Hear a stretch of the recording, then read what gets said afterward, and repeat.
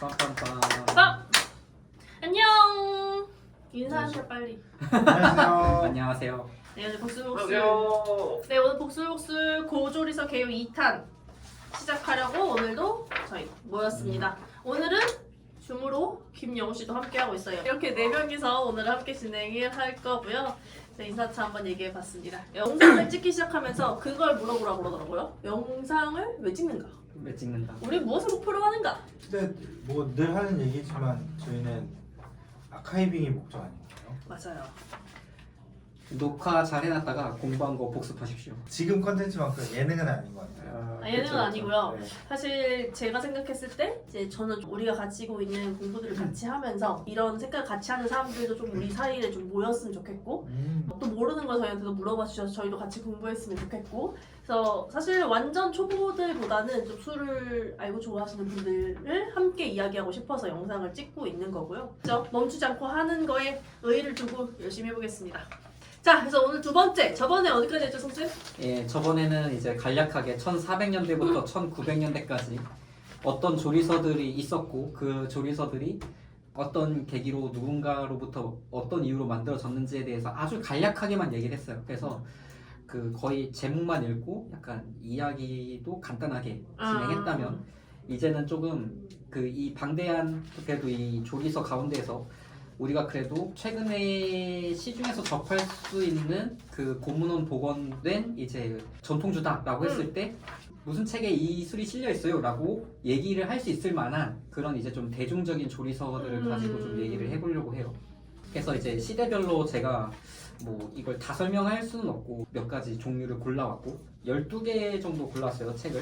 12개를 고른 기준이 있으신가요? 고른 거는 어쨌든 좀 특징적이고 그 시기를 대표할 수 있고 그 다음에 더 훌륭한 조리서들도 많지만 그래도 네. 술의 내용이나 이런 것들이 특정 지어질 만한 조리서들 위주로 조금 골라왔습니다. 일단 첫 번째로 제가 1400년대 조리서가 지금 현재 우리나라에는 발견된 게 2종류 정도밖에 없는데 그 중에 하나도 사실 조리서라기보다는 이제 식품에 대한 내용이 담겨있는 식료찬요였고 그걸 제외하고 조리서라고 할 수 있을 만한 책은 산가요록이 있습니다. 그래서 산가요록과 식료찬요 전부 다 전순희 선생님이 지으셨는데 식료찬요는 조선왕조실록에 딱 정확하게 있어요. 이거를 지었다라고. 근데 산가요록 같은 경우에는 뭐 거기에 대한 내용이 사실은 없고 이 산가요록조차도 2001년에 청계천 고서점 폐지 더미 속에서 낱장으로 발견됐어요. 그래서 이걸 이제 다 추려가지고 보니까 제일 마지막 장에 전순이가 지은 산가요록을 누가 이렇게 옮겨 적었다 이런 이제 기록이 있어요. 그래서 그것도 전순이가 직접 쓴 게 아니고 누군가가 옮겨 적은 내용이에요. 그러니까 사본이네요. 네, 사본이고 사실 그 사람 이름도 없는 한자예요. 그 사람 이름이 정확하게 읽을 수가 없어요. 옥편에도 없는 한자가 들어간 이름이라서. 사실 산가요록이 특징적인 거는 조리서뿐만이 아니라 여기에 이제 온돌에 대한 기록뿐만 아니고 온실, 그러니까 우리나라 최초의 이제 온실에 대한 기록이 있어서 한때 대단히 이슈가 됐던 책이에요. 그리고 이 책이 아직 뭐 문화재나 보물로 지정받지 못한 이유는 아까 말한 것처럼 아직까지 진위 여부가 명확하다고 보기에는 조금 어렵다. 예. 근데 이제 내용의 기록상 이제 쓰인 한자라든지 아니면 음식의 종류라든지 조리법이라든지 이런 거를 봤을 때 조선 전기 조리법이라는 것 정도는 얼추 파악이 다 됐습니다. 그래서 신뢰도도 아주 없진 않아요. 신뢰도도 적당히 갖추고 있고. 그러니까 이것을 정말 전순희 선생님이 만든 건지를 알 수 없고 맞아요. 근데 1400년대 조선 초기에 만들어진 것은 확실하다. 그렇게 추정은 할 수 충분히 있다. 할 수 있다. 예. 지금으로 따지면은 그래도 의사가 지은 책이니까 이 산가요록 같은 경우에도 일단 좀 계산적인 부분이 좀 들어가 있어요. 그래서 특징적인 게 다행히 조선 초기 책인데 이제 도량형이 나와 있어서 그때 당시 도량형기에 대한 기록을 좀 알아보기에 되게 좋아요. 이호비 1잔, 2잔이 1작, 2승이 1선, 3선이 1병, 5선이 1동해라고 이 문장이 있는데 이게 이제 시작하기 전에 내가 조리서에 이 단위들을 쓸 거니까 이 단위는 어느 정도의 용량이다 라고 이제 적어 놓은 거예요. 그래서 이 중에 하나만 알면 나머지는 다 비례식을 통해서 어느 정도의 용량을 가지는지 알 수 있고 재밌는 건 이 중에 무게 단위는 없습니다. 다 부피 단위인가요? 다 부피 단위예요. 왜냐하면 이분이 의사잖아요. 한의서 이 의서들을 보면은 대부분 그것들은 다 무게로 나와 있어요. 뭐 감초 한돈, 뭐 작약 한양, 한 푼, 두 푼, 뭐 이런 식으로. 그래서 푼, 돈, 양 이게 조선 전기부터 조선 시대 동안 제일 많이 썼던 무게 단위입니다. 그래서 푼은 0.375g, 돈은 3.75g, 량은 37.5g이에요. 소수점 단위까지 좀 명확한데 약을 쓰려면 뭐 감초나 당귀 이런 거야 뭐 나무 뿌리나 아니면 식물의 어떤 부위니까 무게를 정확하게 재기는 어렵지만 광물 약재, 뭐 주사, 수은 이런 이제 맹독성을 띠는 약재들은 1g으로도 사람이 상하기 때문에 그거를 정확하게 재는 게 중요했습니다. 특히 가루를 써서 하는 약재 같은 경우에도. 그래서 한의서들은 대체로 보면은 그렇게 무게 단위로 나와 있어요. 무게랑 부피는 엄연히 다르고 다르죠. 네. 그 아주 미세한 약재를 제할 만한 능력이 이미 이 나라에 있는데 그렇지 않고 부피를 쓰는 이유는 저는- 역시 무게를 재는 기구나 이런 것들이 만들기 힘들고 그렇기 때문인 건가요? 제 생각에는 조금 달라요. 뭐라면? 왜냐하면 우리 그 조리서 중에 나중에 얘기를 하겠지만 이화주 한 말 빚기, 뭐 이화주 두 말 빚기 이런 식으로 그 용량에 따라서 레시피를 나눠놓은 조리서도 있단 말이에요. 근데 이걸 적어놓으면 그럴 필요가 없어요. 그러니까 내가 한 말을 하든 두 말을 하든 그 부피로만 하고 플러스만 하면 있으면 되니까. 비례를 통해서 충분히 많은 양을 만들 수 있고 더 적은 양도 만들 수가 있는 거예요. 조리서에서 만약에 뭐 쌀 두 대를 쓴다. 그런데 내가 지금 쌀 두 대가 없어. 한 대밖에 없기 때문에 한 대로 만들어야 돼. 그럼 나머지는 다 그 비례식에 의해서 내가 더 적은 양을 만들 수 있고 또 한 말을 하고 싶어 그럼 거기다 5배를 더해서 더 많이 만들 수 있고 어쨌든 부피를 통해서 더 양을 늘릴 수 있거나 아니면은 그 내가 필요한 용량만큼 만들 수 있는 거예요. 그리고 이게 식품이 가진 장점이기도 하는 게 식품은 어쨌든 우리가 뭐 먹고 나서 탈이 나거나 탈이 날 수는 있지만 그래도 양만큼 어떤 심각한 부작용을 야기하거나 아니면은 소량으로도 막 사람을 다치게 하는 그런 건 아니잖아요. 그 정도는 아니잖아요. 그렇기 때문에 그 약 같은 경우에도 물론 무게에 따라서 비율을 정할 수는 있지만 부피 같은 경우에는 거기에 비해 훨씬 더 사용이 자유로워요.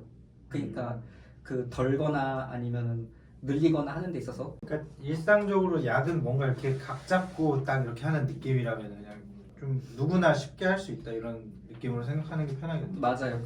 그리고 누나 아까 말한 것처럼 무게를 재는 저울이라든지 아니면 추 이런 것들은 사실 정밀 기구다 보니까 사용을 한다 그래도 관리가 어렵고 그 다음에 특별한 용도가 아니면 딱히 쓸 일이 없고 그 다음에 아까 말한 것처럼 우리가 지금은 막 1kg, 2kg 단위를 많이 쓰지만 그때는 그런 저울들이 1kg, 2kg까지 소화할 수 있을 만한 용량이 안 됐어요. 이게 그게 제일 중요하네요. 예, 그것도 있다고 보시면 그러니까 돼요. 사실 이걸 왜 물어보냐면 그 도량형 관련해서 매번 문헌을 해석할 때마다 뭐 이게 뭐 얼만큼 사이즈니 막 이런 얘기들을 매번 하게 된단 말이에요. 그때 이제 선조들이 무게를 잴 수 있을 만한 훌륭한 기법이 없어서 이렇게 한 게 아니라 이미 있었지만 이러한 이유들이 있었다라는 부분을 좀 짚고 넘어가고 싶었어요. 그 복자라고 하는 도구를 명시해 놓은 게 좀 특징적이고 그 다음에 세복자는 또 한 병이다라고 해서 네. 그 당시 병의 부피를 또 알기가 쉬워요. 왜냐하면 조리서 중에 그래도 돼, 말, 혹 이런 것들은 박물관에 가면 다 이제 기준으로 삼을 만한 이제 그게 있는데 병이라고 하면은 병이 온갖 종류의 병이 다 있고 그 다음에 복자라고 하면 복자도 종류가 굉장히 다양해서 이게 기름 뜨는 기름 복자냐 아니면은 뭘 하는데 사용하느냐에 따라서 용량이나 재질도 다 다르다 보니까 두 대가 한 복자다. 그 다음에 그 세 복자는 한 병이다. 그러면은 한 병은 몇 대예요? 6대? 맞아요, 6대예요. 이게 이전에 고려 때 나온 책 중에 송나라 서긍이 쓴 고려도경이라는 책에 보면 그 나라 사람들은 한 병에 6대들이를 쓴다 이렇게 나와 있어요. 그래서 조금 이제 교차되는 점이 있어요. 중국 거를 다 받아서 쓰고 있는 거. 꼭 그렇진 않았어요. 물론 이제 중국의 도량형을 써야 무역이 편해요.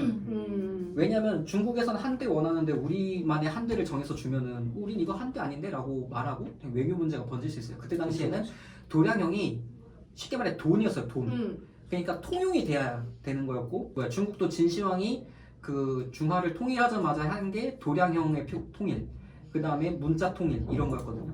어쨌든 그것처럼 도량형은 그때 당시에 뭐 국제적으로도 되게 중요한 기준이었기 때문에 형태에 따라서 달라진 것도 사실입니다. 아주 정밀하게 지켜졌다고 보기에는 조금 어려움이 있어요. 그래서 산가루 같은 경우에는 내용에 보면은 소주가 2종류 나오고 그 다음에 청주, 탁주, 감주 이렇게 발효주가 이제 50종 정도 나옵니다. 그 다음에 술 단속하는 법 1종 나오고 누룩이 2종류 정도 소개가 되어 있어요. 그래서 좀 재밌는 술은 이제 여기서 이제 다들 알고 있는 여가주라는 술이 나오죠. 쌀을 썩혀 빚는 술. 이 여가주가 이 산가루게 나오고 나서 이따가 얘기할 수은자빵의 복영가주라는 술로 변해서 같은 레시피가 또 이어져 오고 그 이후부터는 비슷한 술이 없어요. 때마침 이제 그 조선 전기에 해당하는 발견된 조리서 2종류에 어쨌든 비슷한 양조 방식의 술이 있다는 거는 좀 특기할 만한 일인 것 같고 그 다음에 산가유록 같은 경우에는 또 재밌는 게 맥주가 있죠. 그래서 뭐 보리로 만드는 술이라서 맥주지만 어쨌든 보리만 들어가는 술은 또 아니긴 합니다. 시루떡으로 만드는 술이고 보리를 써서 빚는데 빚어보셨죠?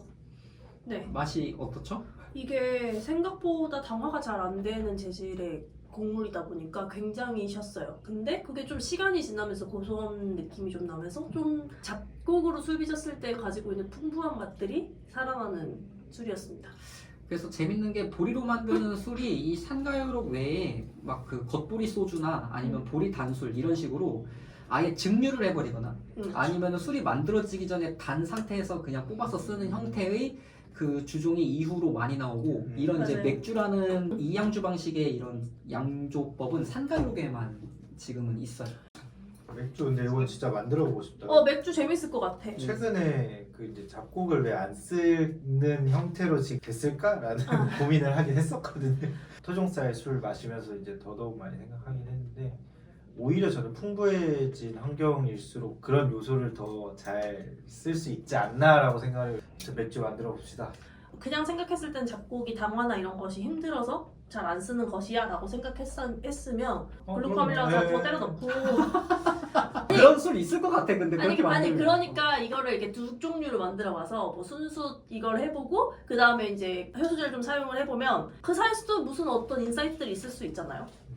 맞아요. 그래요. 해보면은 그 과정을 보면은 어느 정도 우리도 해답을 찾지 않을까. 해답 혹은 각자의 뭔가 깨달음이 있지 않을까. 맞아요. 자 다음 넘어갈까요? 수은자빵 해도 될까요? 그러면 이제 수은자빵으로 드디어 한번 아마 다른 얘기 하다 보면 또 나올 수도 네, 또 있어요. 나올 수도 그래서 있어요. 전 그러면 녹음 버튼 한번 누르고 다시 시작할게요.